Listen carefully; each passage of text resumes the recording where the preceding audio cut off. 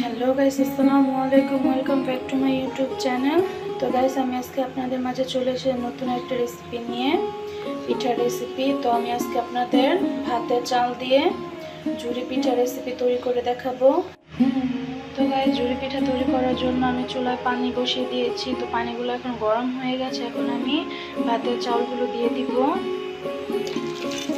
আমরা ঠিক যেভাবে ভাত রান্না করি ঠিক সেভাবেই এই চালের ভাতগুলো রান্না করে নিতে হবে। তো গাইস, আপনারা দেখতেই পাচ্ছেন ভাতগুলো কি সুন্দরভাবে ফুটে গেছে, একদম নরম জারের মতো হয়ে গেছে। ঠিক এভাবে রান্না করতে হবে। খুব সুন্দরভাবে আমার ঝুরি দেওয়ার ভাতগুলো রান্না হয়ে গেছে। তো গাইস, এখন আমি নামিয়ে ফেলবো। তারপর আমাদের ছাদে চলে যাবো পিঠা দেওয়ার জন্য। তো গাইস, চুলা থেকে নামিয়ে ফেলছি।